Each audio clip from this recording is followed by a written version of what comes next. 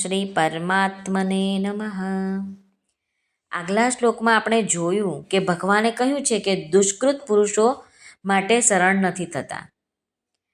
તો પછી શરણે કોણ થાય છે એ આજના શ્લોકમાં ભગવાન બતાવે છે. તો ચાલો આપણે આજનો શ્લોક જોઈ લઈએ. શ્લોક ક્રમાંક 16મો, અધ્યાય 7મો, જ્ઞાન વિજ્ઞાન યોગ. ચતુર્વિધા ભજન્તે માય જના સુકૃતિનોર્જુન, આર્તો જિજ્ઞાસુરર્થાર્થી જ્ઞાની ચ ભરતર્ષભ. આ શ્લોકનું અંદર શબ્દો આવે છે એનું આપણે ગુજરાતી જોઈએ. ભરતર્ષભ એટલે કે હે ભરત શ્રેષ્ઠ. સુકૃતિનઃ એટલે ઉત્તમ કર્મ કરનાર. અર્થાર્થી એટલે અર્થ માટે.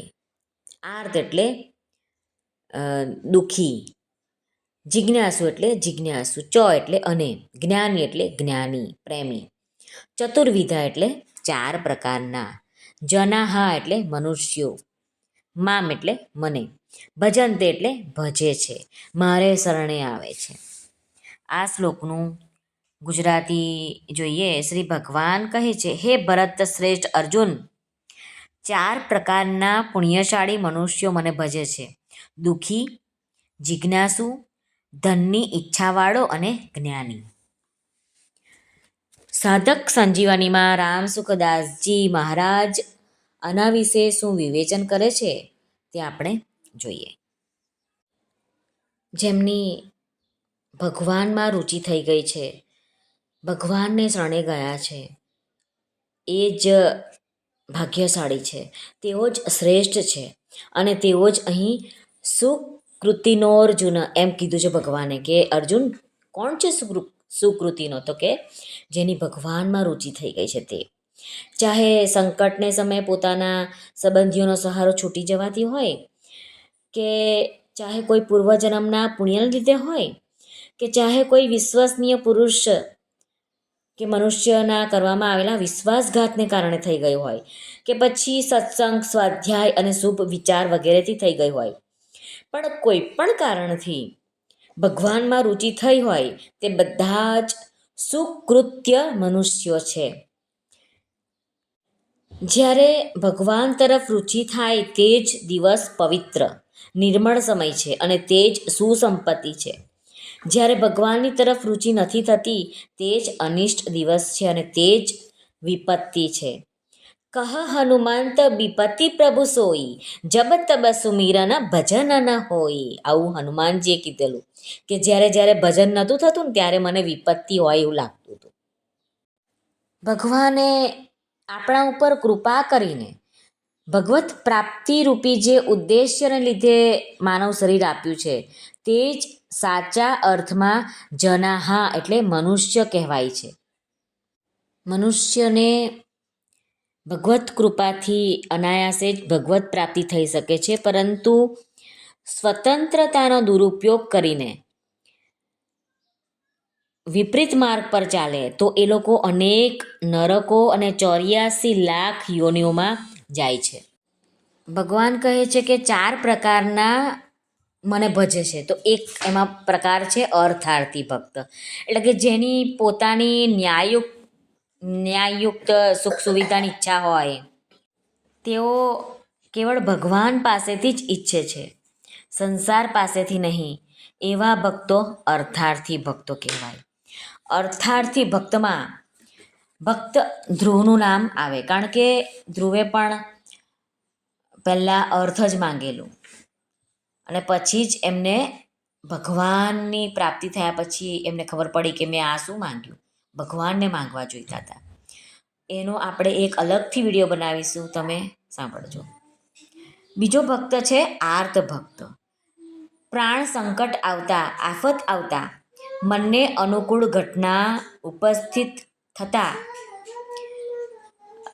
જ્યારે થતી નથી, જેઓ દુઃખી થઈને પોતાનું દુઃખ દૂર કરવા માટે ભગવાનને પોકારે છે અને દુઃખને દૂર કરવાનું કેવળ ભગવાન દ્વારા જ ચાહે છે, તેઓ આર્ત ભક્ત કહેવાય છે.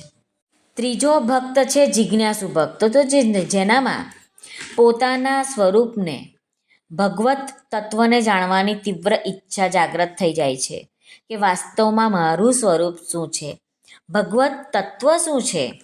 આ રીતે તત્વને જાણવા માટે શાસ્ત્ર, ગુરુ અથવા પુરુષાર્થ કયા કયા તો કે શ્રવણ, મનન, નિધિધ્યાસન વગેરે ઉપાયોનો પણ આશ્રય ન રાખતા કેવળ ભગવાનને આશ્રિત થઈને એ તત્વને જે કેવળ ભગવાનથી જ જાણવા ચાહે છે તેઓ જિજ્ઞાસુ ભક્ત કહેવાય છે. જિજ્ઞાસુ ભક્તોમાં ઉદ્ધવજીનું નામ લેવામાં આવે છે. ભગવાને ઉદ્ધવજીને દિવ્ય જ્ઞાનનો ઉપદેશ આપ્યો હતો જે ઉદ્ધવ ગીતાના નામે પ્રસિદ્ધ છે. જેઓ ભગવાનમાં આત્મીયતા રાખીને ભગવાનના ભજનમાં જ તલ્લીન રહે છે, પરંતુ ક્યારેક ક્યારેક સંગથી અને સંસ્કારોથી મનમાં એ ભાવ પેદા થઈ જાય છે કે વાસ્તવમાં મારું સ્વરૂપ શું છે, ભગવત તત્વ શું છે. તેઓ પણ જિજ્ઞાસુ કહેવાય છે. ચોથો પ્રકાર છે જ્ઞાની. અર્થાર્થી, આર્ત અને જિજ્ઞાસુ આ ત્રણેય ભક્તોથી જ્ઞાની ભક્તની વિલક્ષણતા બતાવવા માટે અહીં ચ અવ્યય આપ્યો છે. જ્ઞાની ભક્તોને અનુકૂળમાં અનુકૂળ અને પ્રતિકૂળમાં પ્રતિકૂળ પરિસ્થિતિ, ઘટના, વ્યક્તિ, વસ્તુ વગેરે બધું ભગવત સ્વરૂપ જ દેખાય છે. એટલે કે તેને અનુકૂળ પ્રતિકૂળ પરિસ્થિતિમાં કેવળ ભગવત લીલા જ દેખાય છે. જેવી રીતે ભગવાનમાં પોતાને માટે અનુકૂળતા પ્રાપ્ત કરવી, પ્રતિકૂળતા હટાવવી, બોધ પ્રાપ્ત કરવો વગેરે કોઈ જાતની કદી ભક્તોના પ્રેમમાં જ મન હોય છે. કદી તેઓને એ બધી કોઈ જ ઈચ્છા રહેતી નથી. તેઓ કેવળ ભગવાનમાં મગ્ન રહે છે. જ્ઞાની એટલે કે પ્રેમી ભક્તોમાં ગોપિકાઓનું નામ પ્રસિદ્ધ છે. દેવર્ષિ નારદજીએ પણ યથાવ્રજ ગોપિકા નામ કહીને ગોપીઓને પ્રેમી ભક્તોમાં આદર્શ ગણાવી છે. કારણ કે ગોપીઓએ પોતાના સુખનો સર્વથા ત્યાગ કર્યો હતો. પ્રિયતમ ભગવાનનું સુખ જ તેમનું સુખ હતું. અહીં એક વાત સમજવાની છે કે ધનની ઈચ્છા હોય, દુઃખ દૂર કરવાની ઈચ્છા હોય અને જિજ્ઞાસા પૂર્તિની ઈચ્છાને લીધે જેઓ ભગવાન તરફ વળે છે તેઓમાં તો ભગવાનના પ્રતિ પ્રેમ જાગૃત થઈ જાય છે અને તેથી તેઓ ભક્ત કહેવાય છે. પરંતુ જેમની એ ભાવના રહે છે કે આ અન્ય ઉપાયોથી ધન મળી શકે છે, દુઃખ દૂર થઈ શકે છે, જિજ્ઞાસા પૂર્તિ થઈ શકે છે, તેમનો ભગવાનની સાથે સંબંધ ન હોવાથી તેઓમાં પ્રેમ જાગૃત થતો નથી અને તેમને ભક્તની સંજ્ઞા પણ અપાતી નથી. સંતો કહે છે કે પ્રેમ તો કેવળ ભગવાન જ કરે છે. ભક્ત કેવળ ભગવાનમાં આત્મીયતા રાખે છે, કારણ કે પ્રેમ તે જ કરી શકે છે જેને કદી કોઈની પાસેથી કંઈ પણ લેવાનું નથી. ભગવાને જીવ માત્રના પ્રતિ પોતાની જાતને સર્વથા અર્પણ કરી રાખી છે અને જીવ પાસેથી કદી કંઈ પણ પ્રાપ્ત કરવાની ઈચ્છા રાખતા નથી. એટલા માટે ભગવાન જ વાસ્તવમાં પ્રેમ કરે છે. જીવને ભગવાનની આવશ્યકતા છે. એટલા માટે જીવ ભગવાન સાથે આત્મીયતા જ રાખે છે. શ્રી કૃષ્ણાર્પણમસ્તુ. સર્વને ભાવથી જય શ્રી કૃષ્ણ. રાધે રાધે. હરિઓમ તત્સત. જય ગુરુદેવ દત્ત. જય સ્વામિનારાયણ. જય માતાજી. નમઃ પાર્વતે પતે. હર હર મહાદેવ. હર સિદ્ધેશ્વર મહાદેવની જય.